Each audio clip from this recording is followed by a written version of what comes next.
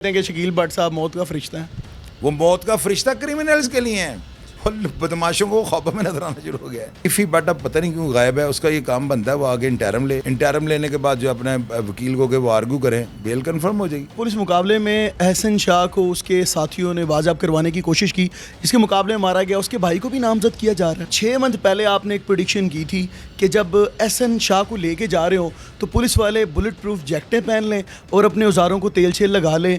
मुझे ना ये शुकूक शुबात थे कि 3 तरफ से इसके ऊपर अटैक हो सकता है। तीफी बट भी इसको मरवा सकता है मुद्दा ख़त्म करने के लिए, बलाज की फैमिली भी इसको मरवा सकती है बदला लेने के लिए, और पुलिस भी इसको जो है ना सफ़ा ऐसी से मिटा सकती है ताकि दुनिया पे जो है ना पुलिस का मुराल बुलंद हो जाए। तो मुझे एहसन ने कहा है कि माँ ये मुझे मार देंगे, इनका प्रोग्राम है, तो आप जाएं या तो आप प्रेस कॉन्फ्रेंस करें या मेरे वकील से कहें या आप अपने ताल्लुकात लड़ा के ना मुझे बचा लें। यार फेक इनकाउंटर है ना, मैं भी कह देता हूँ, मैं सबको ऐसे कैमरे की तरफ मुंह करके कहता हूँ ये जैली पुलिस मुकाबला है और यार को सबूत तो लेके हैं। अस्सलाम वालेकुम नाज़रीन, मैं हूँ आपका मेज़बान अली बलोच और आप देख रहे हैं उर्दू वायरल। आप लोगों ने जैसा कि आज से 6 मंथ कबल देखा कि बलाज केस बहुत हाइप पकड़ गया था और अमीर बलाज को कत्ल कर दिया गया था। उसके बाद उसका मरकज़ी मुलजिम एहसन शाह जो कि उसका जिगरी दोस्त भी था और 14 साल पुरानी दोस्ती थी उनकी, कहा जाता है कि उन्होंने उसकी मुखबरी करवाई थी और उसको कत्ल करवाया था। बलाज केस का मरकज़ी मुलजिम भी गुज़िश्ता चंद दिन कबल कत्ल हो चुका है। शाहिद साहब मेरे साथ मौजूद हैं और अब बड़ी सुर्खियों में रहते हैं और लोग बड़ा इनसे इस मामले में इंफॉर्मेशन भी लेते हैं। आज इनके पास बैठे हैं, कुछ नरम कुछ सख्त सवाल भी करेंगे इनसे, इस केस पे देखेंगे कि इनकी क्या राय है। अस्सलाम वालेकुम। वालेकुम अस्सलाम जी। शाहिद साहब कैसे हैं? मुझे बलोचों से वैसे ही डर लगता है। हालात तो बिल्कुल ठीक हैं, मैं भी ठीक ठाक हूँ, लेकिन जब बलोच इंटरव्यू करते हैं बड़ा दबंग किस्म का करते हैं। आप भी लगता है कोई नए कट्टा खोलने लगे हैं। नहीं, कट्टा तो खुल गया हुआ, 6 महीने पहले खुल गया था, हम तो दिखा ही रहे हैं। और आप जिस तरह के सुर्खियों में रहते हैं आजकल अवाम आपको सुनना चाह रही है इस केस के हवाले से। शाहिद साहब मेरा पहला सवाल आपसे ये है कि एहसन शाह भी कत्ल हो गया, फाइल क्लोज हो गई इस केस की? इस केस की जो है ना बलाज की हद तक तो जो है मामला बिल्कुल ख़त्म हो गया। तीफ़ी बट को क्लीन चिट मिल गया। हालांकि तीफ़ी बट का इस पुलिस मुकाबले में मुझे कोई रोल नज़र नहीं आ रहा, चूँकि वो बैरून मुल्क है। कुछ लोग ये लिख रहे हैं कि जी तीफ़ी बट ने पुलिस को जो है ना 2 करोड़ रुपया दे के इसको मरवा दिया है।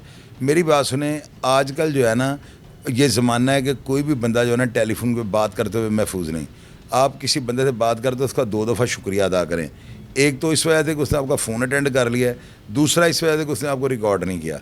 कोई बंदा भी फ़ोन पे बात करके कोई डील नहीं कर सकता। तीफ़ी बट बैरून मुल्क है, ज़ाहिर है उसने यहाँ पे भी अगर किसी से बात की होगी, कोई बीच में मिडल मैन डाला होगा तो उससे बात ही की होगी ना।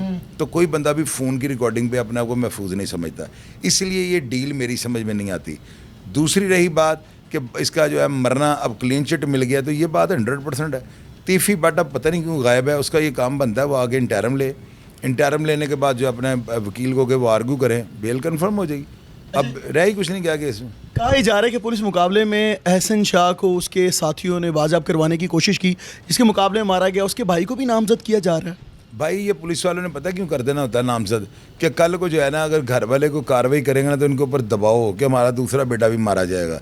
ये पुलिस के अपने हरबे होते हैं। इन चीज़ों में बिल्कुल जो है ना इसके ऊपर मैं कोई ओपिनियन नहीं दूंगा। अब इसमें मुझे पता ही नहीं है कि वो मौके पर मौजूद थे या नहीं थे, लेकिन पुलिस वालों ने अगर उसको फिट किया ना तो किसी ना किसी वजह से तो किया होगा ना। शायद इस वजह से ना कर दिया होगा आइंदा को लबकुशाई ना कर सके, और दूसरा ही होता है वो मौके पे मौजूद होंगे।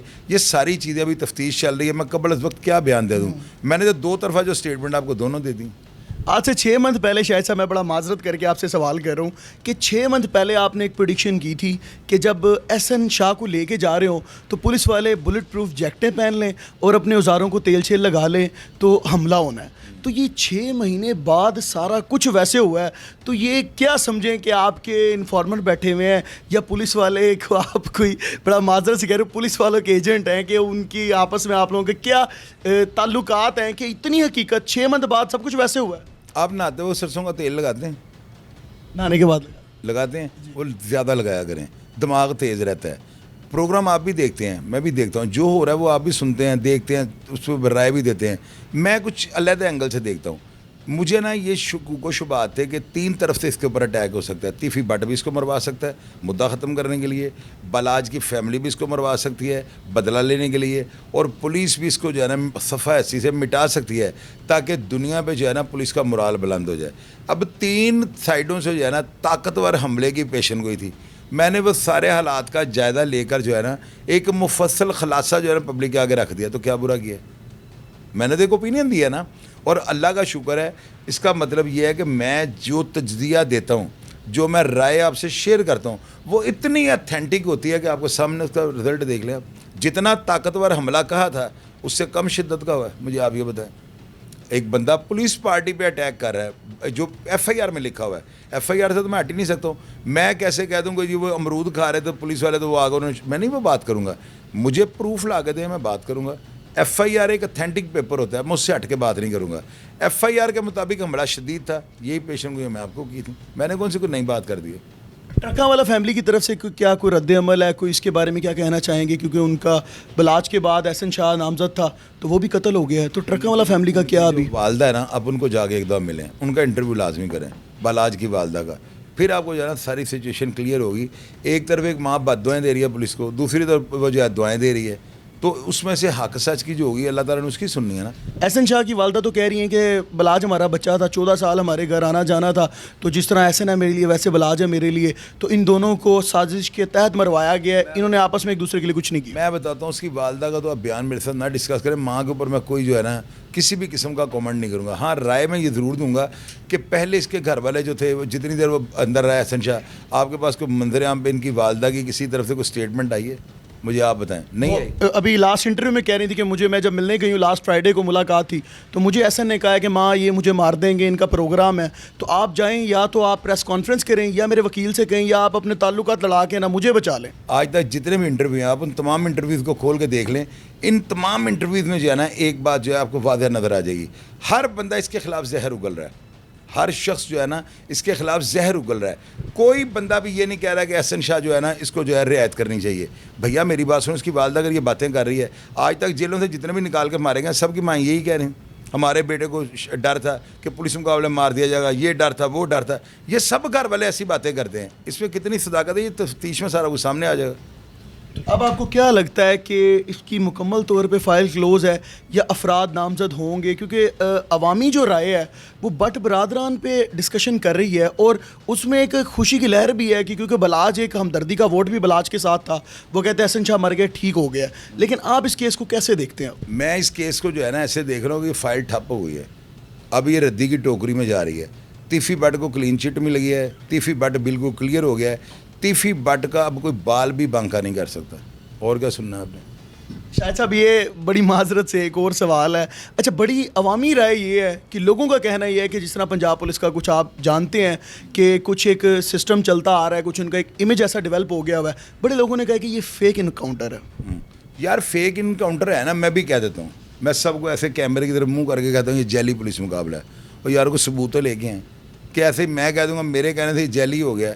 हर पुलिस मुकाबले के बारे में दरख्वास्तें यही जाती हैं ये जैली है, इसके बारे में भी जाएंगी दरख्वास्तें, साबित किसने करना है?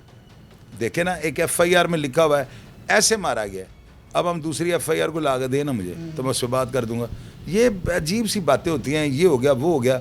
मैं भी पुलिस से बड़ा लड़ता हूँ, हमेशा मैंने पुलिस के खिलाफ, पुलिस पैसे लेती है, ऐसे करती है, वैसे करती है, ये इल्ज़ामात होते हैं।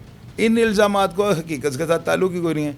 मेरे पास उसकी वालदा आ जाए, जो कहना चाहती हैं वो कहें, उसकी ज़िम्मेदार वो होंगी, दरख्वास्तें उनके खिलाफ होंगी, मुझे किसी ने नहीं पूछना है। मैं वो बात करूंगा जिसका जवाब दे मैं, और मुझे मेरे पास उसका प्रूफ हो। बगैर प्रूफ के भैया मैं कोई बात नहीं कर सकता हूँ। अच्छा शाहिद साहब, जिस तरह दोस्ती की एक मिसाल कायम थी बलाज की और एहसन की, लेकिन उसका इख्तिताम कुछ ऐसा हुआ कि दोनों इस दुनिया फ़ानी से कूच कर गए, तो वो लोग जो गद्दारी करते हैं या दोस्ती के नाम पे धब्बा हैं, या जिनकी एक गलती की वजह से इतना बड़ा नुकसान उठाना पड़ता है, उन लोगों के लिए कोई पैगाम दें कि कोई आइंदा आने वाले वक्त में हमें कोई ऐसा केस नज़र ना आए।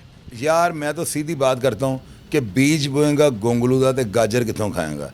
आपने जो बीजना है वो आपने काटना है। जन्नत जहन्नम पे मेरा तो यकीन नहीं है। मैं तो ये कहता हूँ जिसने बुरा करना है दुनिया में जहन्नम की आग साथ लेके जानी है, अपना ईंधन वो यहाँ से लेके जाएगा, उसमें उसको जला दिया जाएगा।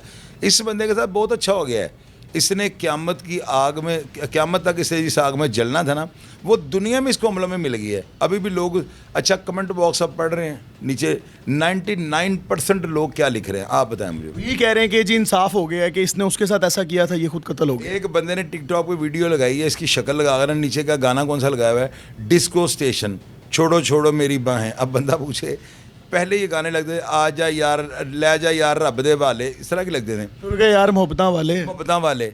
यार इसके ऊपर मैं आपको टिकटॉक का लिंक भेजता हूँ, ऊपर लगा दीजिए। वो बंदे ने गाना लगाया हुआ है डिस्को स्टेशन, छोड़ो छोड़ो मेरी बाहें।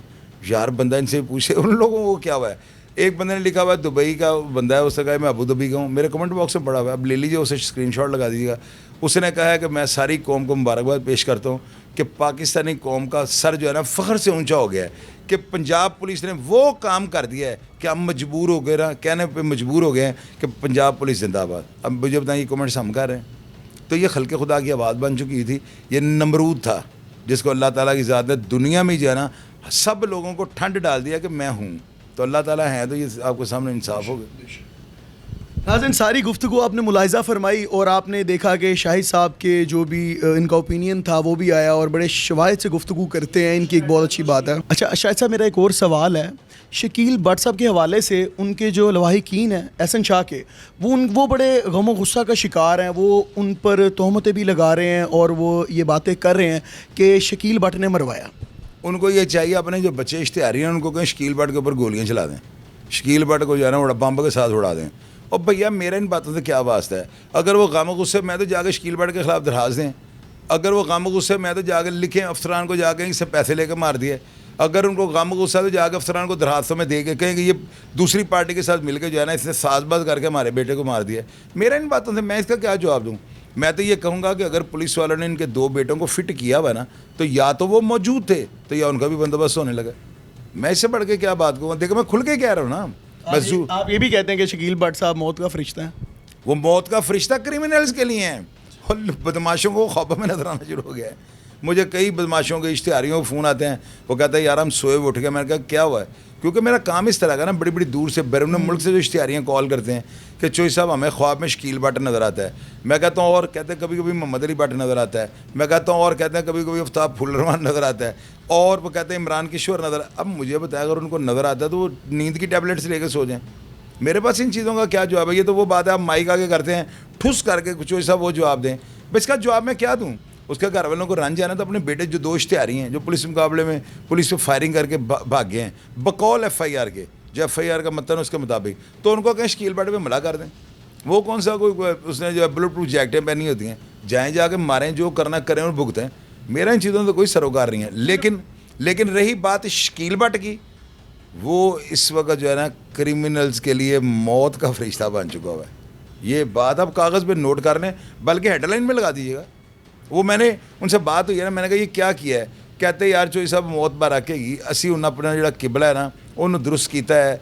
जो गलतियाँ कोताहियाँ खामियाँ, कोई बंदा भी फरिश्ता नहीं होता। ज़िंदगी में कई हमने की होंगी, लेकिन अब हमने अहद कर लिया हुआ है कि ये जहाद है और हम इस जो है ना साबित कदम रहकर इस जंग को लड़ेंगे और क्रिमिनल्स का कला कुमा करके रख देंगे। ये उन्होंने जिद्दत के साथ में जवाब। अल्लाह करे जी, अल्लाह करे कि वो इसी तरह ही इसी जद्दोजहद से लगे रहे और क्रिमिनल्स को ख़त्म करें। सवाल का आप भी जवाब दे दें, छोटा सा एक हुक्म के।